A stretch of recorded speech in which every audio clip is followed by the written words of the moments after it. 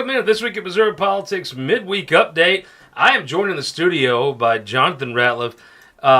Jonathan, if you can't get a straight opinion out of you, you're just a shitty interviewer, aren't you? I try to be an honest person. And we're going to bring in Senator Ben Brown from freedom-loving Franklin County. Senator, thank you for joining us. Good to be on, Scott. Thank you. Well, let's just start at the top. Big election. I'll ask both of you. I'm not as interested in these statewide races. I just don't find them to be I don't find them to be interesting. I mean, I think the Republicans are going to win. Let's just ask the blanket question here. We'll do some predictions off the top, then we're going to get into some of the amendments. Then I'll give you the latest revelation of the DEI scandal at the Department of Insurance, or it's really the Department of DEI. They don't really do any insurance regulation except to screw rule Missourians like your constituent, Senator. Will Crystal Quaid outpace Nicole Galloway? Well, I think I would say probably not, only because I don't think what her campaign chooses to try to do. Again, we talked about on the show on Sunday, is she going to focus more on the Senate race, or is she going to her future Senate race, or is she actually going to try to play ball in this? I think the fact that the U.S. Senate race, recently the DSCC listed the Holly race as a target district for them now. I don't know how much of that's for fundraising or some other approach, but I have seen, I said over the weekend watching a lot of football, I did see a lot of Josh Holly ads.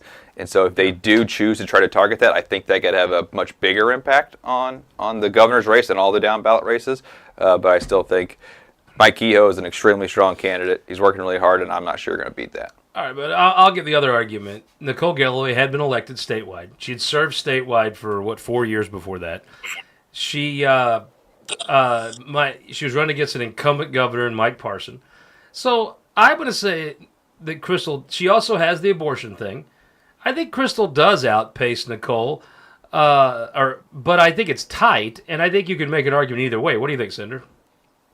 Yeah, I would agree with you. I think I would lean towards her outpacing her. I think that between Amendment 3 being on the ballot, she has a good story, comes from, humble beginnings, kind of built herself up. I think Mike Kehoe is an excellent candidate, but, you're still not going to have the same recognition as a sitting incumbent. And so, I think that they're, I really honestly wouldn't be surprised either way, but if I had to bet today, I'd say that she probably outpaces her. Give me the average statewide Democrat. Jonathan, what would you say the state is? Is the state average the last statewide elections? They all pretty much run within a point or two or three of each other, right? Unless there's no libertarian. I would say the gubernatorial race is typically the closest. When you get all the down ballot stuff, I mean, they just change dramatically. So I'd say the state has historically been somewhere between plus 13 and plus 15. I do think, to kind of counter to the previous statement, was that it will potentially be a lot closer because of Amendment 3, and depending on, we're seeing in a lot of these down ballot races, it comes down to if the Democrats have the ability to build a mechanism to turn out their base. Like right now, we're seeing, again, in these swing districts, there's a great opportunity in front of the Democrats if they were able to just capitalize on it. The benefit that we have, again, back to my position with Crystal Quaid, is that they don't have any resources, right? And so you can have a huge opportunity, but if you don't have the resources and the infrastructure, a winner's attitude in order to go out and try to play to win, you're going to lose. And I think the Democrats, because we have just kind of beaten them down in legislative races for the last 20 plus years, and now for the last nearly decade have started to beat them down at the statewide perspective, they just have a loser's mentality, and they're not playing to win, even though there's a huge opportunity in front of them. But it's hard. I mean, Senator, it almost is like in the primary, raising money in a three-way primary where there's not a lot of differences is hard. I mean, I watched you have to work hard, even though you were the favored candidate to win the thing. It was hard. Then in the general, you just open the mailbox and it comes in. If you're Democrats, raising that institutional fundraising advantage is a mountain to climb.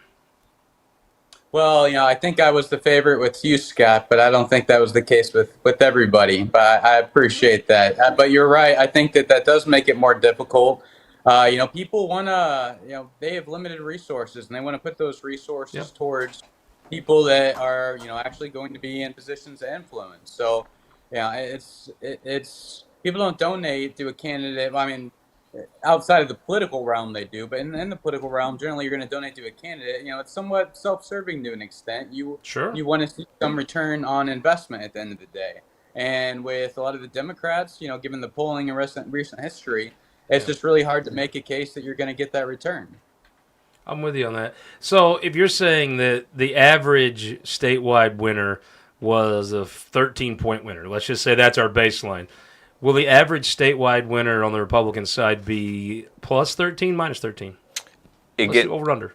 So I'm going to say, again, counter to my first statement, which I should clarify. Well, Keogh's a hell of a candidate. I think Keogh's fantastic, and I think there's a great potential for it to be really tight. I believe, because you got to think, if the Amendment 3 forces spend the millions and millions of dollars that they have right now, effectively, which we're seeing in some of the polling come back, that all of that money is in essence an in-kind contribution to the Democrats, because it's the message we saw. We saw that with the Schmidt-Valentine race last time, because Senator Schmidt spent what he needed to spend for him to be successful, but not enough to drive turnout for down ballot, and it cost us legislative races.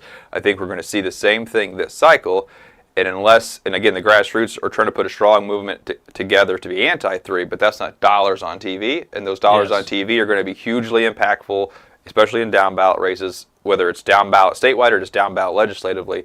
So I would say overall, we are going to be under the average. Previously, in that plus, I'm seeing in all of our polling so far, the Trump number is actually not as strong this cycle as it was in 2020. I mean, the third time someone's run for the same office, they're not going to be as popular as the first time, right? Well, in 2016 to 2020, it made sense, right? 2016 was the promise. I always say you campaign in poetry, but you govern in prose. And so you saw that in 2020, whereas this cycle, you have seen the counterback to that, right? So we've seen what the alternative to Trump is, and I don't know that voters are in love with that alternative, but the polling so far is showing that maybe that is a bigger problem that we're going to have to figure out how to deal with. Senator, what do you think? Your statewide friends, the plus or minus, over under on 13% win percentage? So if we're talking not any specific race, just generally speaking, I'd take the over. We're still a very red state. I think that most people do believe in conservative values. I mentioned even earlier when we were discussing the race for governor, the abortion issue. And I think to an extent that will drive turnout, but I think they could suffer from an amount of overconfidence, because the polling shows that it's going to win. So is that going to still motivate people to get out to the polls as much? And you look at some of the polling in like the hot Senate races. You have a race where David Gregory has a very close race. Yet his district in the same poll asked, "Are you generally pro-life or pro-choice?" And it was pro-life 46% to pro-choice 43%. Another race I'm surprised on how competitive it is district. You talking about 17 up in Jerry Nolte country, 17, huh? yes. Thank you. So, Maggie, everyone kind of assumed she was a shoo-in, and I believe the latest polling had her at 45% and her opponent at 44%. And you look at the same question in that, and only 39% of people in that district say they're pro-life, while 53% say they're pro-choice. Let's just dig into Amendment 3. It's hard to talk about these races and not just go there. Senator, it feels in my gut that this is a pro-life state. Pro-life means different things to different people, as you've seen by your 2 years in the Missouri Senate. To some folks, pro-life means stopping abortion. To other folks, pro-life means you have to vote like you're told on every single thing, or you're pro-choice. I mean, I've witnessed the success is always a curse in politics, right? I've watched the pro-life folks as they've reached the pinnacle of success. Best I can tell, the only thing they hate more than abortion is other pro-lifers. You have a terribly disorganized campaign. It's outspent. It's outorganized. I drove around the state, actually. I got to cruise a little bit through Freedom Loving Franklin. I did that Molly Dempsey's Missouri River boat tour, right? So I got to kind of come down through Defiance, a little bit of Washington. The pro-life No on 3, they have different signs.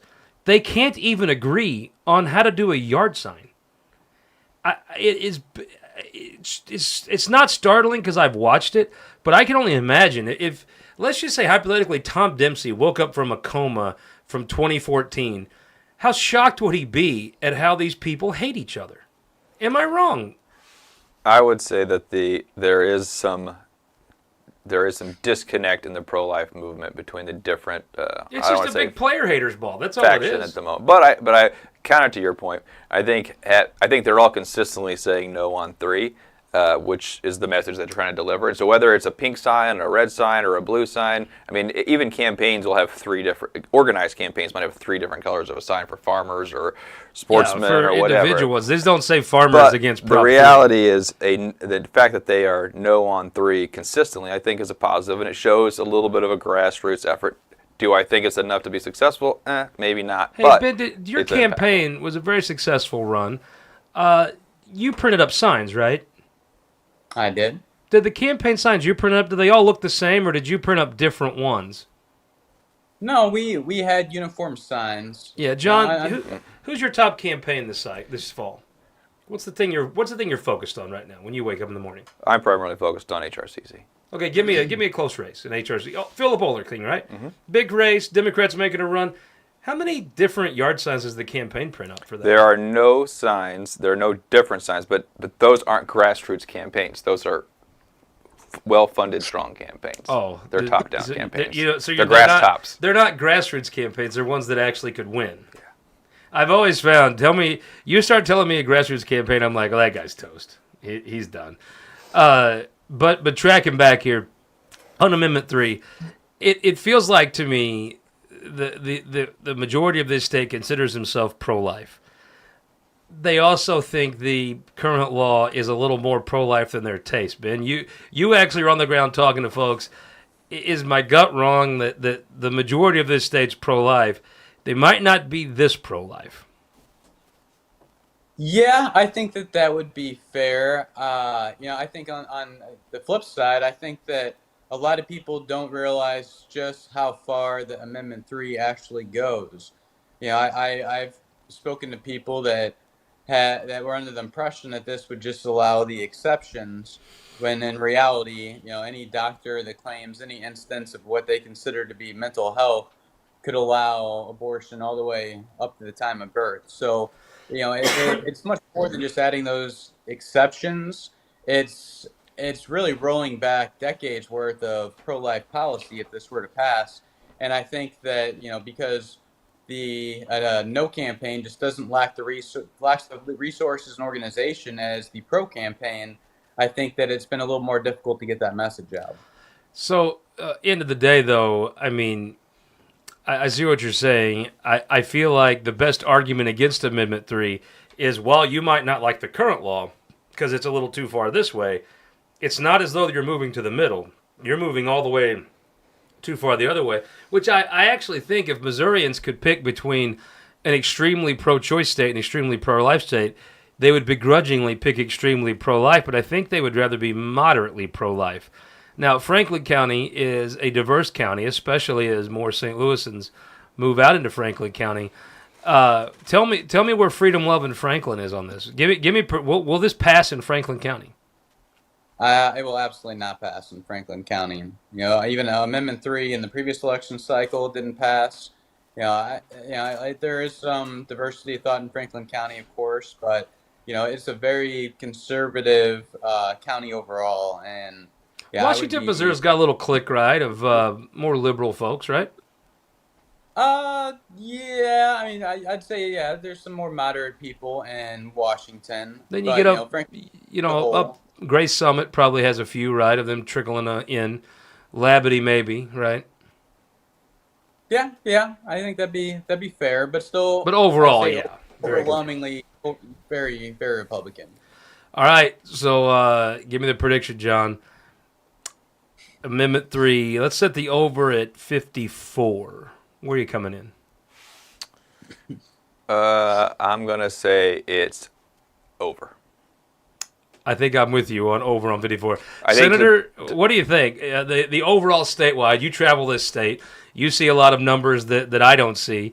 Where do you think it's at the end of the day on Amendment 3?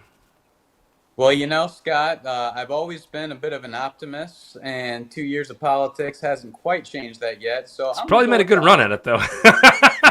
You're taking the under. I like it. Kelton, you got these, right? I'm writing them down. Rattle the fire, took the over on 54. John took the under on 13 for your average statewide down ballot win. I think I'll stick with him on that.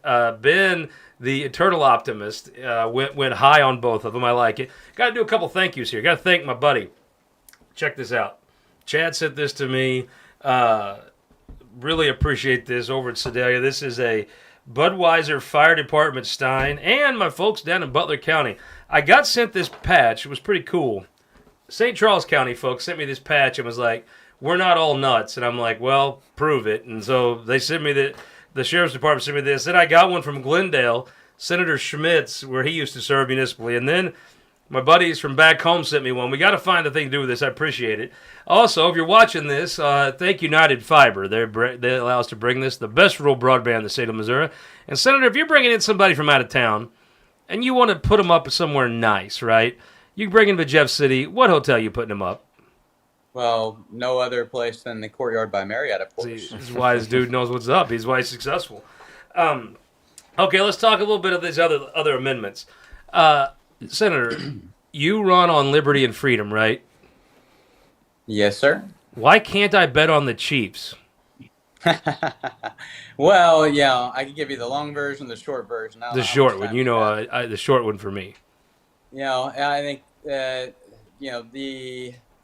these gambling machines, unregulated gambling machines, gray machines, as they call them, just in my time at least, since I've been in the legislature, has been unbreakably tied to sports betting, and I think that was a big reason why we haven't got that done as of yet.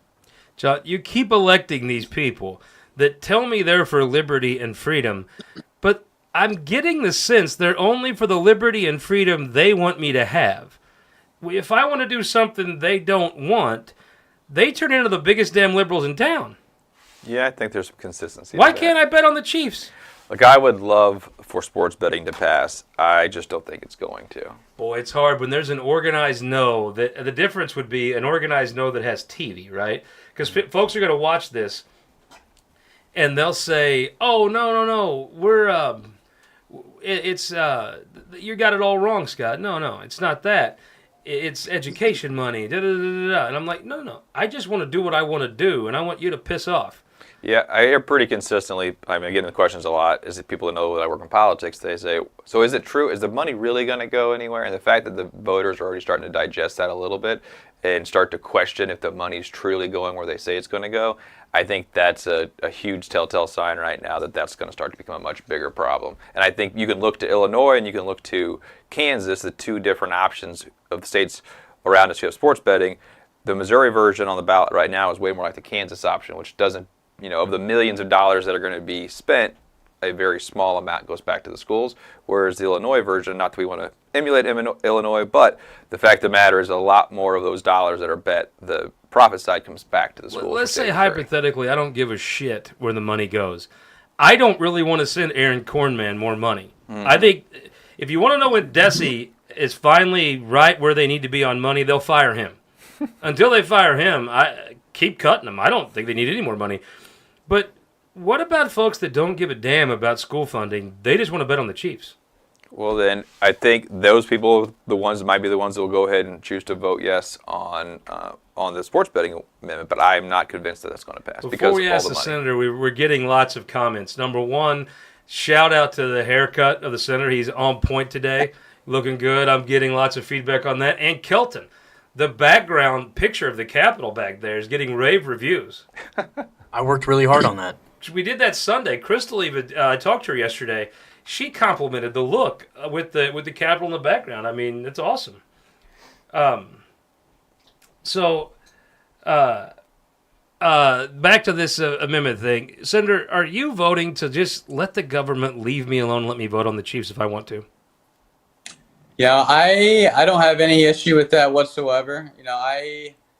Even before I went into politics, I always kind of thought of it as, if you're, not 100% in on one side or the other, you should always err on the side of liberty. And, But liberty like actual liberty or liberty like you do what I say liberty?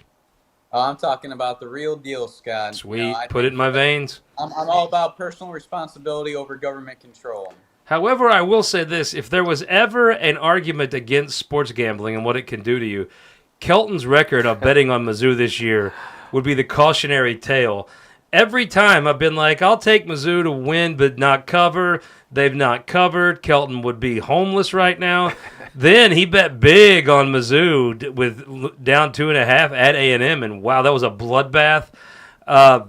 Kelton, let me just ask. I mean, I know we can't hear you because we have a lot of technological things going on, but end of the day, Mizzou at UMass, what are they up? What's their line, like 30?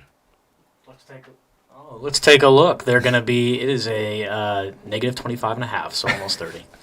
Negative 25.5. Okay. Kelton, I assume you're taking Mizzou again.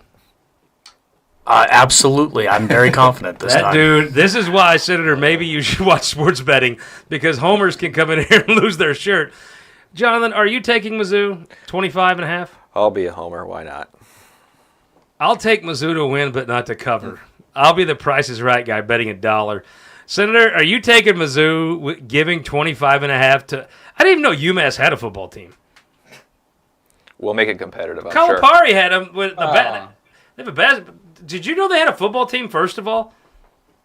Yeah, I can't. I'm not going to comment on that for any UMass fans out there. That I was. He's always running for office. Yeah. How many UMass grads do you think live in Franklin County? I'm going to say over under 1. Yeah, you're probably We'll right. take the under. I would take on the game itself. I'm going to take the over. Between the fact that you just pointed out, and I did attend Mizzou, got my start in the restaurant industry at Harpo's Columbia, working all those game days. So go Tigers! Let's bring it home and let's beat that. Well, Truman, you have 3 of 4, but I went to SEMO, so I'm a realist here. I'm with you on your winning. I'm with you, but not to cover. I mean, I did watch part of that game Saturday. Oh God! I'm just gonna put you like this for the rest of the show. You don't need to watch. Truman's not gonna watch the rest. All right, let's talk about another amendment on the ballot here. Talk about the police funding one you'd mentioned before. Did I mention before? Yeah. Oh, I don't think I mentioned. I think there's one but... that forces Kansas City to pay the police, right? Mm-hmm. Yeah, then you got another amendment on voting. Is that right? Yeah, Amendment 7 was that's JR that I filed. Nice. Tell us about it. So Amendment 7, it has 2 measures in order to strengthen the integrity of our elections going forward and safeguard those. The first provision, it would ban ranked choice voting in the state of Missouri. This is very important. You've seen in places where it's been enacted, just the fallout from it. Alaska's one well-publicized case, but you have, Maine where it was enacted, where they looked at 100 recent elections since its passing, and in over 60% of those elections, the person that was the victor was not actually the person that won the most amount of votes. And it really just serves to disenfranchise voters. Voters' ballots often get what they call quote-unquote trashed, which means if you don't follow the convoluted rules to a T, your chosen candidate doesn't make it to successive rounds. Your ballot Isn't that the real problem with ranked choice voting? It's just damn complicated. Like, I sat through a presentation on it once, and about 5 minutes in, I had both my boots off. I had a whiteboard. I still couldn't figure out the math these people were using. It just seems like I can understand their point. It seems complicated. But would you be? I actually suggested this in the meeting, and I guess it was like someone farted. What if you just had everybody run in August, and you vote for the top 2 people get to run in November? What about that? I don't personally. I'm not a fan of runoff elections either. Why not? Coming from someone that was a little bit more of a grassroots-oriented candidate, I wasn't. Well, you won, so you really weren't. Yeah, but I didn't have to compete in the runoff election. I won because I outworked my opponents 10-1, and that was the one thing I could control going in. But say, I came out on top in my election. I had one of my opponents, I think, had hundreds of thousands of dollars come in just the final weeks of the election. I managed to pull that out, but spending every last dollar I raised. Now imagine if they came to me and said, okay, congratulations, but now you have to run again 1 month from now. I'm pretty sure my opponent would have had several hundreds of thousands of dollars in his campaign account within a few weeks. Myself, that's probably not the case. So I think that it gives more of an advantage to those that have the financial backing over those that might just be the better fit for the district or the better candidate with the better message. I don't see a problem with how it is now, but to me, if you're going to change the voting system, John, I mean, it's awfully. I don't even know how to explain ranked choice voting if you want the truth. But I do think you could say, okay, well, let's just have everybody run the primary. Top 2 vote getters run in November. Then everybody's voting for one person. Their vote isn't trashed. It's just you vote for, just like when they voted for George Washington. You vote for one. I guess they voted for 2 then. So damn. But however, like I voted for Mike Keogh in the primary. So I just voted for him, right? Then I went on about my day. You could do the same thing. Why? I mean, to me, that if you're going to change the voting system, God, that's so much simpler. Well, I think on Amendment 7, the senators' effort there with making sure you're keeping illegals from voting or non-citizens from voting, I think that's what's going to help put that one over the top. Is there a bunch of Mexicans voting? If voters take the time to read it, I think that will be, again, a voters' natural inclination on any referendums to vote no. But I think this one with the language should be enough to put us over the top on this. I think the bigger problem we have with ranked choice and everything else, the thing that they're trying to resolve, and I think we should look at what alternatives are, is the fact that our current system allows 30% of the electorate to decide for 100% of the people. Now, that's not the fault of the people that are showing up, right? 30% of the people show up, and that's what matters. But the reality is I'm not necessarily convinced that the 30% in the primary reflect 100% of the will of the voters of the state of Missouri. Of course they don't. And so if there's a way to change that system where we get higher participation, that a larger, used to it didn't matter as much in Missouri because we're still a competitive state, but now literally 30% will decide for 100%. And so I think that's the greater challenge that we have, and that's partially just raising awareness and getting voters to show up, making sure they know their voice matters, because I think that's the greater challenge we have. It creates extremes on both sides, whether on the Democrat side or the Republican side. We get these extremes, and I think then that leads to the General Assembly, or at least the Senate that we've seen now, where there's so much infighting and factionalism that doesn't allow us to do the good things that need to be done in a limited government way, but still be done with the resources the taxpayers have given to the state of Missouri. So I'm looking at the primary results in the state of Missouri. Crystal Quaid got 190,000 votes. John Ashcroft got 162,000 votes. He would have been out. Bill Eigel got 227, so Crystal would have been out. Mike Kehoe got 275,000, so it would have been an Eigel-Kehoe race in the fall. It's hard to say because it's at some point, in a majority rule scenario, somebody's going to be like not representative, right? Mm-hmm. Somehow. Would the state be better off with a Quaid-Kehoe fight or let's ask you, Senator, Quaid-Kehoe or Kehoe-Eigel? What would be a better chance of reflecting the majority of the folks' opinions? Well, I mean, the majority of the folks in our state are Republican, but I think there's something inherently anti-democratic by having a general election where it's just two people on the same side competing against each other. And, I might take some heat for that because I should be, whatever's going to give, every Republican, every conservative the best chance of ensuring we get at least a Republican. But, we haven't always been a supermajority state. It's been, maybe a decade and a half, and a decade from now, that might not be the case. And we can end up in a scenario. Might not be the case a month from now. Mm-hmm. Well, we can end up in a scenario if we were to form our elections this way to where in a general election, all we have is two Democrats to choose from. And, what point do I have of going out and even participating in the election process if I think that, the two people that are my only options don't reflect my personal values? So, before we get into these state Senate races, as long as you've got time, Senator, let's talk about if we did have a supermajority of Democrats. Do you know what their Department of Insurance would probably be focused on? DEI. And so I think that might be already the case, I heard. I think it totally is the case. I did a little research for having you on the show. Because at first, I don't know if you saw, but Kelton and I are the state's most effective DEI detectives. We had a tip that there was a director at a DEI conference. So we went to work eliminating all of the potential folks, clue board style. And at the end of the day, unfortunately, Kelton thought there'd be no appointee, but I had a tip. Ended up it was Clora Lindley Myers at the Department of Insurance. So then I was told, "Oh, Scott, no, no, no. She was just there introducing a one-legged woman. She wasn't really there." Then I found her testimony before Congress with your member of Congress sitting there as the ranking member on this ridiculous Maxine Waters Socialism Committee.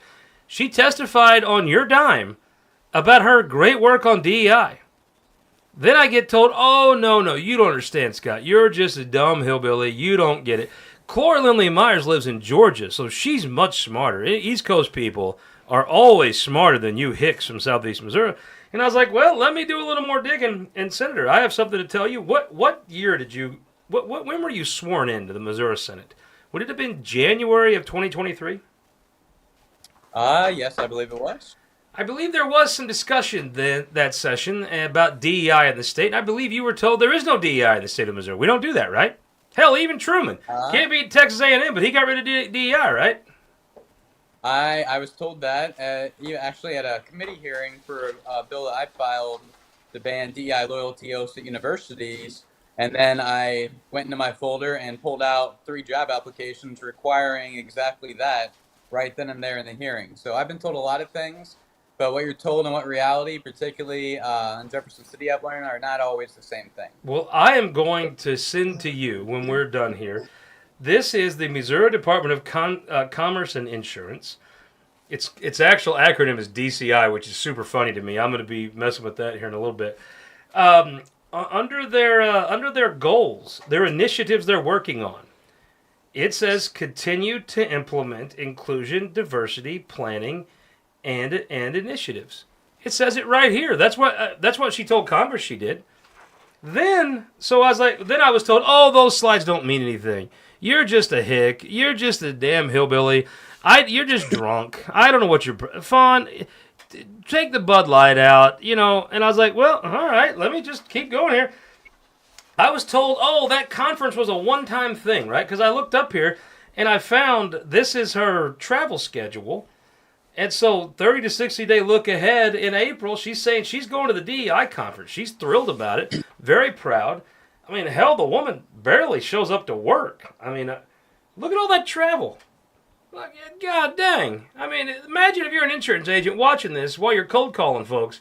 My God. I mean, show up to work once in a while. But I'm sure I'm just a hick, Senator. You see, I'm just white trash hillbilly. So what do I know? So I was like, well, if you're telling me this was a one-time thing, I'm sure when I go back and look up, oh, I don't know, last year's, that won't be the case. I'll be damned. Here we are.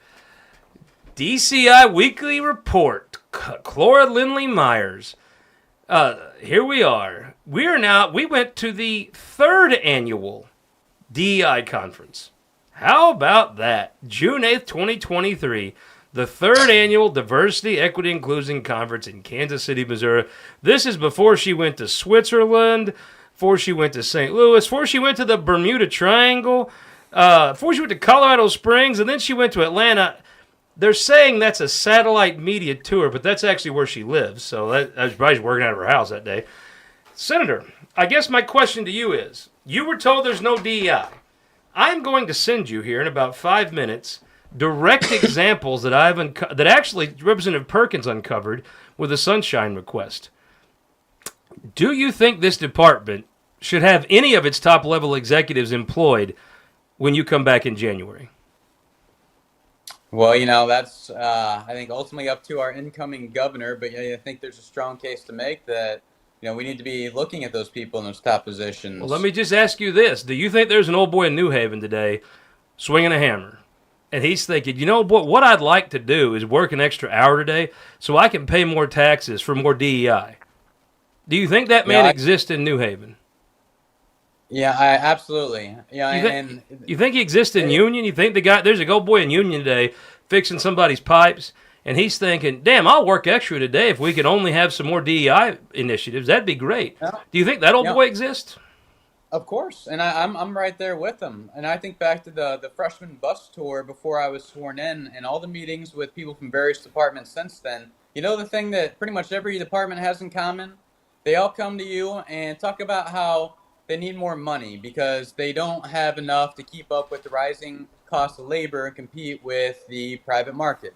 And it's really comes off as disingenuous when you have so many people coming to you making that argument, and then finding out that they're coming out and spending money on these kind of things, much less putting out ads for roles to be filled, and they can't fill other roles like DEI specialist, DEI director, whatever they're labeling these days, and giving them these large salaries.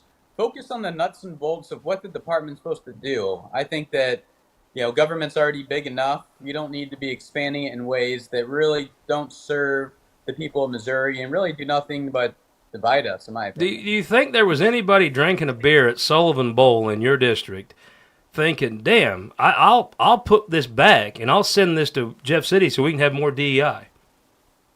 I think that you'd be hard pressed to find someone. Well, if there ain't nobody in Sullivan, nobody in Union, nobody in New Haven, nobody in Gray Summit, if Mike Kehoe has promised this state, on my show even, he's going to get rid of DEI, would you confirm Clora Lindley Myers for another term as the head of this department? Could you look those men in the face and tell them, piss off, I know better than you, I'm confirming her? As of right now, today, I cannot. Let me ask you further. There'll be a supplemental budget. Would you approve $1 to go to that department until there's major changes? And how could you look them old boys in the eye that's working for a living, paying the salaries, paying the money in the supplemental, if you did? I don't think that I could right now. And I hope to have the opportunity to look some of these people in the face, and I'm very interested to see what kind of defense or response they give you, because I really can't think of anything that could defend it on this part based on my experience with the departments up to this point. Their general response is, you're an idiot, I know better than you, you shut up and go back to the Senate, I'll run the state, you just piss off, you don't really matter, I can lie to you and tell you whatever I want. There'll be no repercussions. I guess, John, I got a question for you. Who do you think cleans this mess up, Mike Parson or Mike Kehoe? Well, I think Governor Parson obviously is close with Mike Kehoe, and I think there's a chance if he wants to clean out. And I think a lot of the departments are going to be leaving, department heads, and I think in this situation it might be sooner rather than later. Better to happen now and take care of. But no matter what, I think anyone who has a concern with the way this has went down in the DEI situation, I can feel confident that future Governor Kehoe is going to take care of it. Well, he did promise. You say what you want about Mike Kehoe. You can like his politics or not, but you can't. The man keeps his word. I mean, nobody, not even his staunchest enemies would call him a liar, right? All right, let's talk about these Senate races. We got really three, right? You're not going to win Boone County. So what is it? So 34 senators, right? You pretty well know that 10 Democrats are coming back. 9? I guess 9 are coming back, correct? Yeah, well, I think I think the chance for the Democrats to lose is fairly low. I think the chance for Republicans to lose, because there's opportunity out there with Amendment 3, is fairly high. So it's 22-9 right now. You can pretty well just start, the Senate administrator, he could just start putting their names up. Yep. Then you got 3. How would you rank them in competitiveness? This is how I do the tip sheet, is I call Ratliff, and I ask him this question right here. So I would actually say it's 4. Give me the 4. So it's a little bit of a stretch, but I still think it's out there just because of Amendment 3. So I think you've got 11, 15, 17, and 23. All 3 are on the table. Now, So 23 is the St. Charles district. Yeah. And again, I'm not saying I think these guys are going to lose, but I think they're Flat Doug happy with his recruit there? Yeah, I think, again, it's the mentality that they've put in place. I think they didn't necessarily always do the things in order to put themselves up to be successful. One of the things that we've learned over the last several cycles in the 15th, is to make sure that we have a qualified candidate on the ballot in case you can capture lightning in a bottle. I think the Democrats haven't Remember really when you done stole that. Mark Matisse stole a seat in St. Louis County once. You had a guy running a race, though, a qualified candidate. You were in position to take advantage of a scenario you couldn't have probably predicted when you started. Yeah, there's a reason why they call it the October surprise. Right? Things happen, races break, and so we always, from a House and Senate perspective, always try to be prepared in case a race breaks. Something happens either nationally or in the state that gives us an opportunity to defend a seat, but we also are prepared to watch those tougher or safer Republican seats that might break. The last several cycles I've said that RPI is going to predict most things. Used to, you could move a race 10 points or 12 points. Senator Rowden won 2 districts. The first time it was a toss-up. It actually started leaning the other direction towards the end. But with Trump number on there both times being dramatically terrible, we moved 11 points, which is unheard of. You don't do that. You can do that in Springfield. You can do that in Columbia. I think it's a lot harder to do that in Kansas City and St. Louis, simply because the amount of money you have to spend is so much because the media markets are so expensive. We spent $2.8 million in Caleb's reelect. We were able to run 12 TV ads. You couldn't even, for $2.8 million, you can run 3.5, 4 TV ads in St. Louis or Kansas City right now. It's so much money. So let's break the 23rd down. I think it's getting closer, and I don't know that Schnelting is an ace candidate, but I think he will knock his doors right. I mean, he'll do. I think he wins. It's a stretch. I mean, at best it's a lean, but it's probably a likely Republican, right? Yeah, it still comes down to I think it leans his way most definitely. I think the challenge, the opportunity there is because of being the St. Louis DMA and the amount of money that Amendment 3 could put on target, that is in essence should be considered an in-kind contribution from a practical standpoint. We should be monitoring that, saying these dollars are basically spent as a soft plus for all the Democrats in all these districts. So we need to monitor that and know and keep tracking all this in the data to see, are we seeing a surge? Because to the senator's point earlier, we saw a lot that a lot of these districts might lean pro-life, but pro-life out in the public does not mean the same thing that pro-life means in Jeff City.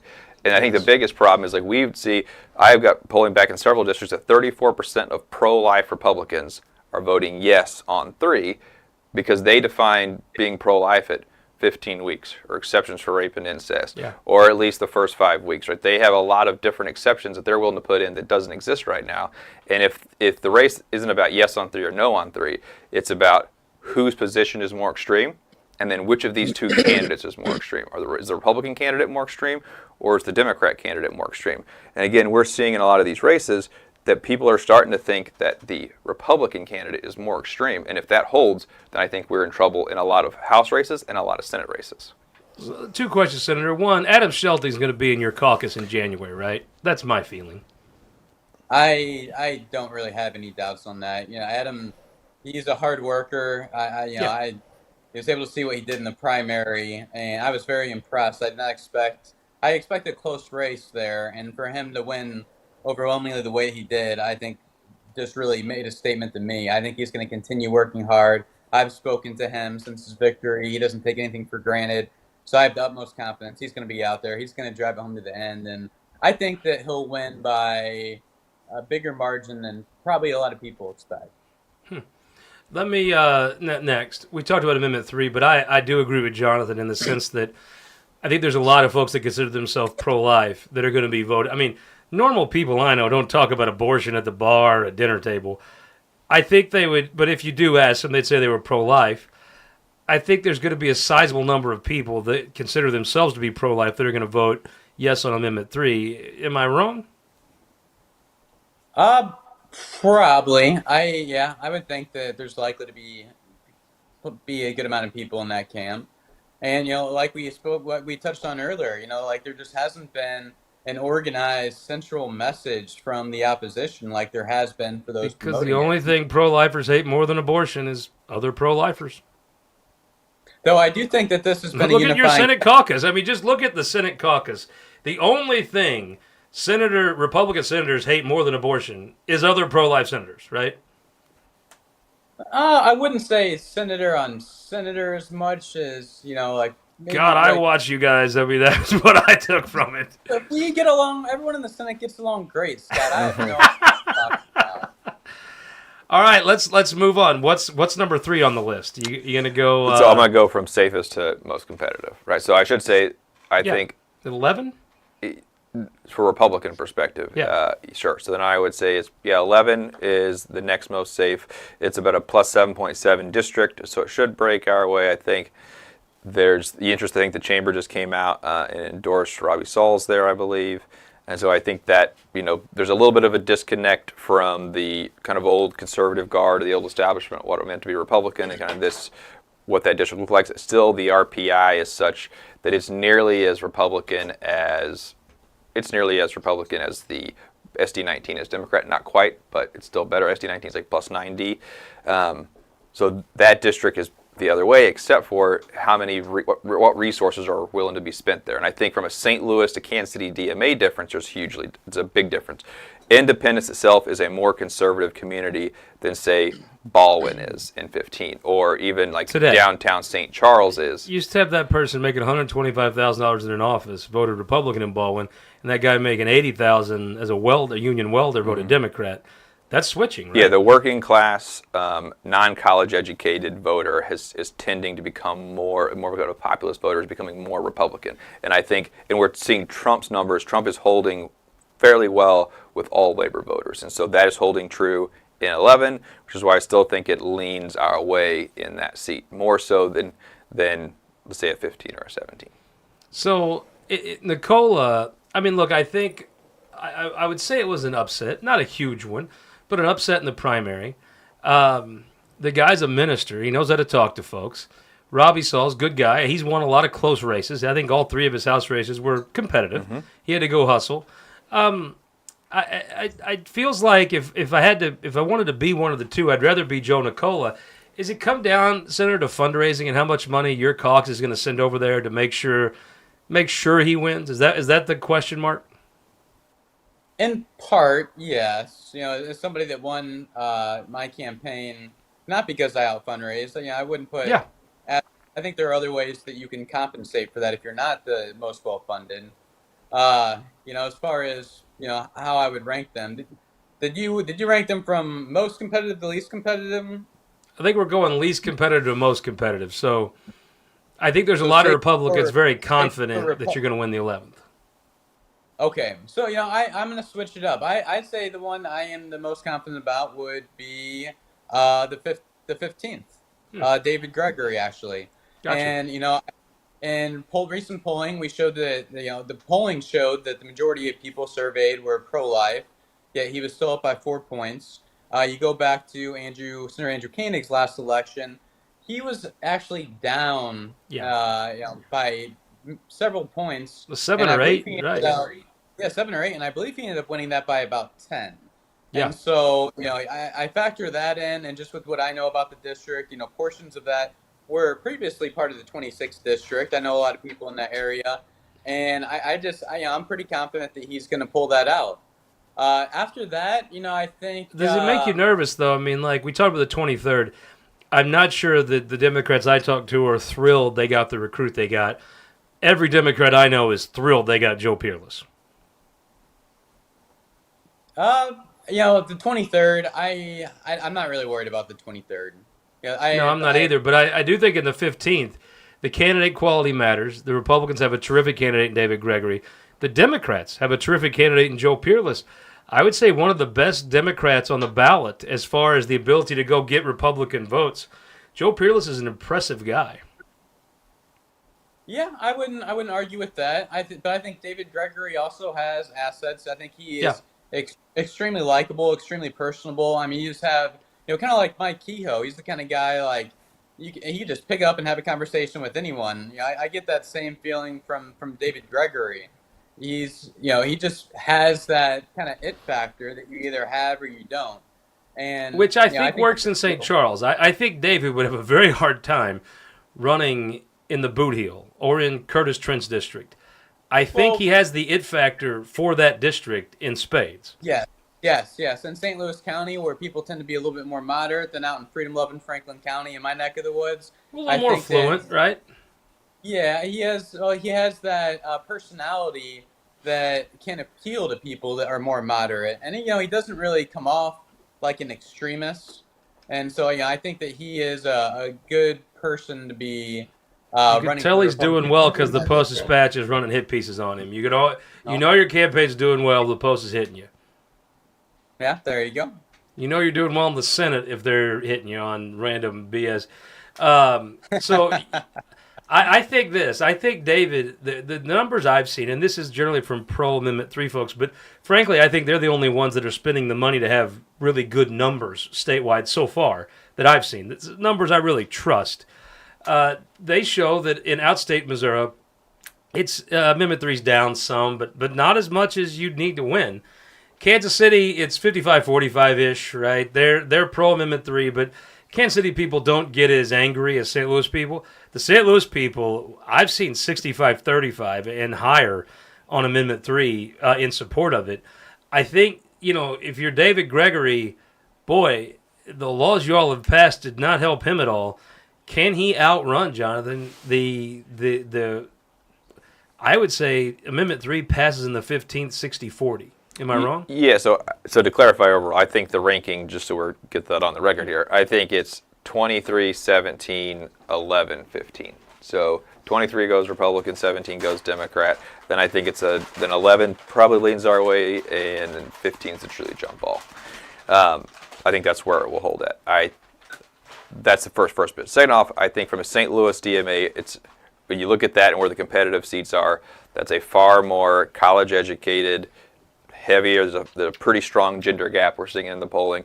And I think that all these races are simply going to come down to who does the best job of painting the other side as extreme.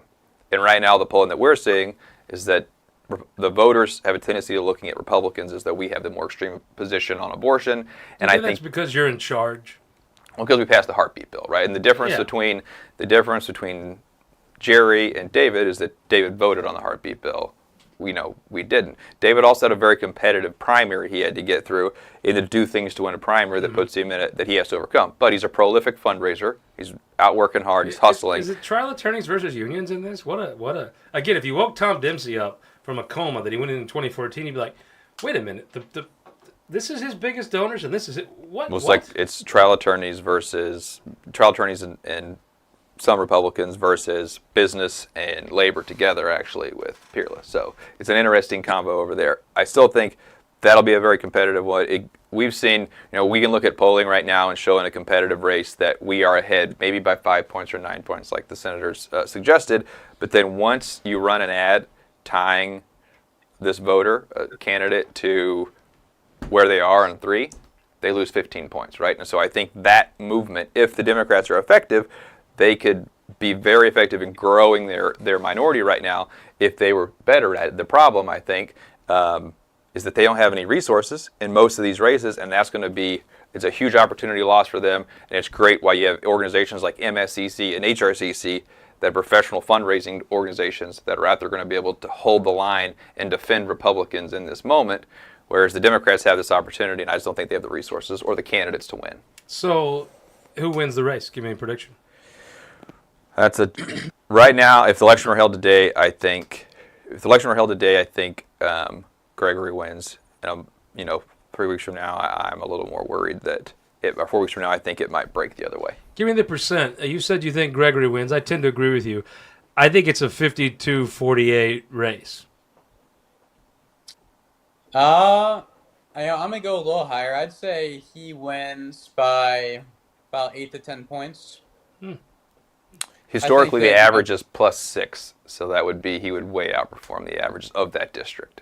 But that district's a little more Republican, right, than it was. No, this is if you take just the precinct data. In St. Louis County, Okay, gotcha. Shout out to Rick Stream and their team over there. St. Louis County was one of the only counties in the state that you can actually get very accurate, trackable data because absentee voting in Greene County or Boone County or even Cole County, or central voting, it just kind of blows off in the wind. You don't really know who's actually doing it. St. Louis County has a system in place that you get the accurate data, and it always goes back to the precinct they're targeted at, so you know that data is very strong there, and consistently, whether it's Schmidt or Governor Parson, et cetera, it's about a +6 district. All right, let's talk about one. I'm going to take that data real quick because I didn't have that inside information. I'm going to revise just slightly. I'm going to go 6 to 8 points. I think that the Amendment 3 issue is already baked in. The polling shows that he's up by 4 points in a district that's pro-life by 3 points, and has a very Donald Trump's upside down also by 8 points in that district, and he's still winning. So yeah, I think I'm gonna say 6 to 8 points. If you were in the Peerless campaign, you would run straight abortion messaging on Gregory, right? Mm-hmm. That seems like, can he withstand what I assume will be 3 weeks? However hard Flat Duck's been out there rattling the can. How can they do TV, radio? But it's probably all going to be David Gregory is extreme on abortion, right? Yeah, I'd run the safe ad. There's a ad they ran in Kentucky last year of a young girl who had been raped by her uncle, and the abortion law in that state forced her to go through and have the child and all the complications that came with it. Whose fault is it if David Gregory loses? See, I like to put him on the spot because he actually answers these. Yeah, I would say the fault if he loses is the vote he took on Sampa Bill 4 years ago. Interesting.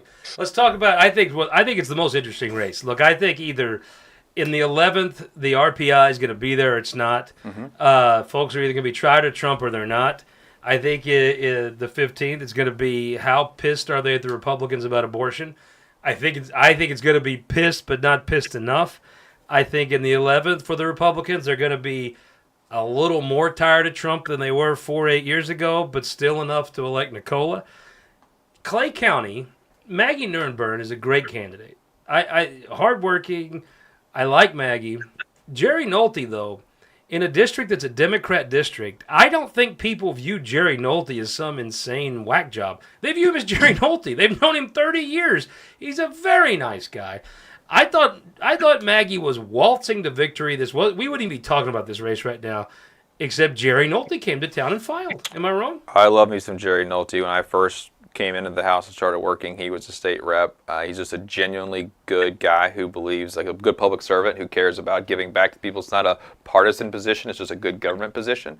He's a true citizen legislator. I think he saw that during his time, either in the state rep or now as the county exec. I think he's done or presiding commissioner. I think he's done a fantastic job. I just, when he was first elected, he ran in a very competitive seat and he won and he turned it for Republicans. Now, our problem is we are so polarized that it's so hard to cheat RPI. And so whatever the Trump number is, it's very hard to escape by +3 points maybe outside of that. And I just don't know that you can cheat that number. I think, I know MSCC has a lot of resources. They're going to put it there to give Jerry, and he's probably our best candidate to give us a chance there. Oh, yeah. I just don't know that we can I don't think there's anybody in that district that makes this a competitive race but Jerry Nolte. And he does have that ability. He is a known quantity to some degree over there. Now, the reality is that kind of that part of the Northland that's growing, there's a lot of movement up there, so there's a lot of new people that maybe not pay a lot of attention, but it's a truly polarized election, and with Amendment 3 on the ballot, is Jerry Nolte, the brand of Jerry Nolte, is it enough to beat RPI and beat the kind of the Democrat enthusiasm that exists right now because of 3? Give me predictions. I say that Jerry gets it closer than any other Republican could, but he doesn't win. What do you think, Senator? I mean, Nolte's a hell of a guy. I mean, he's a good dude. That's tough. Because, for so long I thought that, this was Maggie's race. And, polling showing otherwise. And in an area where they polled 39% pro-life to 53% pro-choice, they have them within 1 percentage point. So, I think it's going to be very close down to the wire. I think it's going to come down to who puts in the most work, who has the most volunteers and the most active base. That's right. Look in your county. Tim Brinker's Tim Brinker. He's not necessarily thought of as a partisan functionary. He's almost, when you're in local government, you do things. You almost get your own brand. And I think Jerry has a base of folks that remember him from Jeff City, but he's got a brand in Clay County, and it's not, I'm a partisan whack job.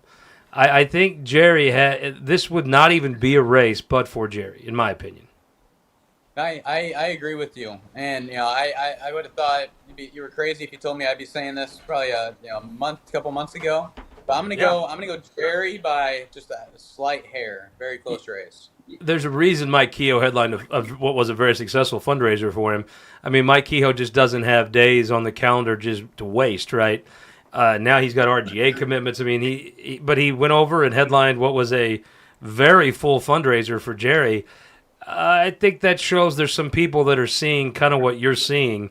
I'm with you. I'm a little pessimistic. You can get over the top, but I tell you, do not sleep on Jerry Nolte. But I tell you what, Senator, we've taken more of your time than I asked for. I appreciate the time. Thank you so much. I appreciate it. Yeah, anytime. Appreciate it, Scott. Thank you. John Ratliff, thank you so much. Always get a direct answer. I love it. You get me in trouble quite a bit, actually. But it's great television. I mean, it's great TV. All right, thank you, sir. I appreciate it. I'll let you get back to electing Republicans. Thank you, sir. Thanks for having me on. And remember, folks, look, we love Kelton, but do not, if you're gonna take Kelton's picks, fade the picks. fade the picks. Fade the picks. We'll see you Sunday on this.